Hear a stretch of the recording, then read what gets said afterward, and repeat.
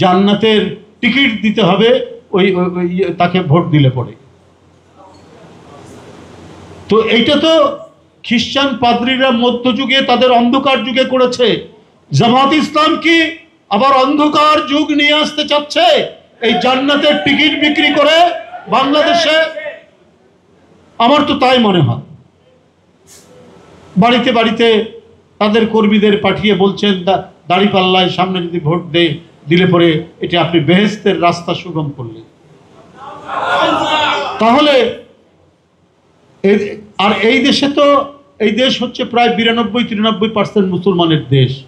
এটা তো হাজার বছর আগে এখানে যারা পৃথিবীর বিভিন্ন দেশ থেকে ওলেমা মাশায়েখ পীর কত কষ্ট করে এসে এখানে ইসলাম প্রচার করেছেন, এবং তারা ইসলাম প্রচার করতে গিয়ে মানুষকে কত সেবা দিয়েছেন।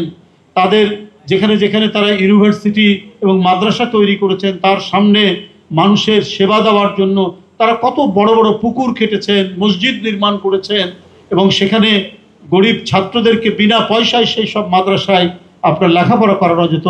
আপনি কি বলে যে যদি মাজারে যান, রাজশাহীর বাঘা মাজারে যদি যান, বা বাংলাদেশের অধিকাংশ যারা আজ থেকে 800-900 বছর আগে এসে ইসলাম প্রচার করেছেন, তারা তো করেছেন একটা মানবতার বাণী নিয়ে এসছেন।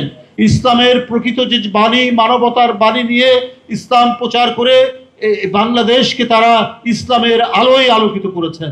আবার নতুন করে এটি রাজনৈতিক দল কোন ইসলাম প্রচার করবে, এবং তারা এমনভাবে প্রচার করছেন যেখানে বিভ্রান্তি আসছে, যেখানে আল্লাহর একাত্মবাদ, তৌহিদ, এই তৌহিদের জন্য দেশের ইসলামে বিশ্বাসে মানুষ জীবন দিতে পারে, সেখানে আরেকটি কোনো ধারা আপনারা কি নিয়ে আসবেন যাকে তাকেও মানে মানতে হবে? একেবারে বড় বড় যারা আছেন ধর্মের, যারা বড় বড় বাণীবাহক আছেন তাদের মতো করে।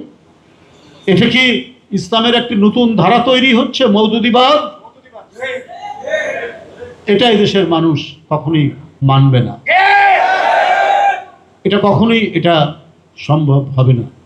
তাই অত্যন্ত সতর্ক হয়ে কথা বলুন, পরিমাপ করে কথা বলুন, যাতে বাংলাদেশের মানুষের মন থেকে আপনারা মুছে না যান। একবার আপনাদের কৃতকর্ম হয়তো মানুষ ভুলে না গেলেও কিছু মনে করছে না এখন, কারণ 71 সালে যে ঘটনাটাই যারা ঘটিয়েছে তারাও মুসলমান ছিল, কিন্তু একজন মুসলমান আরেকজন মুসলমানের উপর কি অত্যাচার করতে পারে?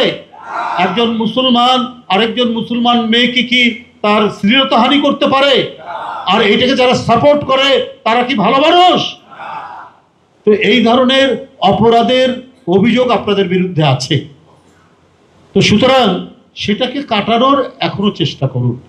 আর একটা কথা এখানে অনেকেই বলেছেন, এবার কোরআন শরীফের আয়াত থেকে বলেছেন বা হাদিসের আয়াত থেকে বলেছেন যে ইসলামের সবচেয়ে বড় যে বিষয়টি হচ্ছে সেটা হচ্ছে সবচেয়ে বেশি ইসলামের যে মূল নীতি, সেখানে সবচাইতে বড় যে বিষয়টি হচ্ছে ইসলাম মুনাফেককে একেবারেই টলারেট করে না। কাফেরকে সম্ভাবনা থাকে তাকে ইসলামী শিক্ষা দেওয়ার পর সে পরিবর্তন হতেও পারে, কিন্তু মুনাফেক ওতে ইসলামের নাম নিয়েই ইসলামের ক্ষতি করবে। কারণ মুনাফেক হচ্ছে অত্যন্ত ডেঞ্জারাস। যাক, আমি কাউকে উদ্দেশ্য করে বলছি না, তবে এদের সম্পর্কে সবাইকে সচেতন থাকতে হবে, বুঝতে হবে। ধর্ম প্রত্যেক মানুষের অন্তরের ব্যাপার, শ্রদ্ধার ব্যাপার, মূল্যবোধের ব্যাপার। আমি ভালো, আমাকে ভোট দিলে পরে বেহেশতে যাওয়া সহজ হবে, এইটা কিন্তু এক ধরনের আমি বলবো প্রতারণা।